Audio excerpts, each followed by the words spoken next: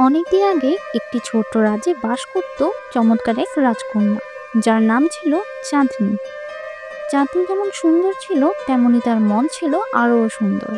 তার ভালোবাসার বিষয়বস্তু ছিল ফুল। রাজ্যের যে কোনো প্রান্তে নতুন কোনো ফুল ফুটলে সে তা দেখতে চলে যেত সবার আগে। একদিন রাজ্যের এক বৃদ্ধ মালি তাকে বলল, চাঁদনি, তুমি কি চাঁদ ফুলের গল্প শুনেছো? এটি এমন একটি ফুল যা একবার কেউ পেয়ে গেলে তার জীবনে আর কোনো কষ্ট থাকবে না।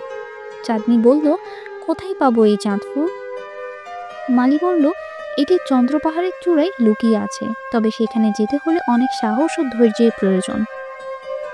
চাঁদনি সিদ্ধান্ত নিল সে চাঁদ ফুল খুঁজতে যাবে।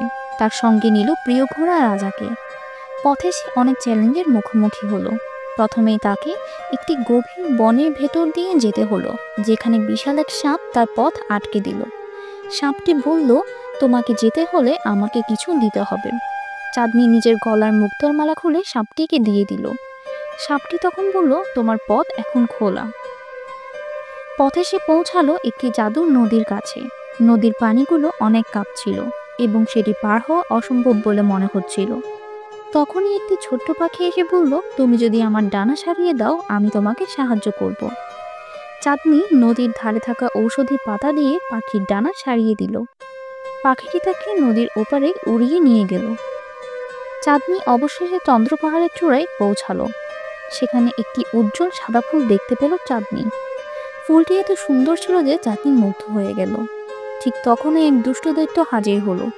দৈত্য বলল, এ ফুল শুধু তাকে দেওয়া হবে যে তার হৃদয়ের পরীক্ষায় উত্তীর্ণ হবে।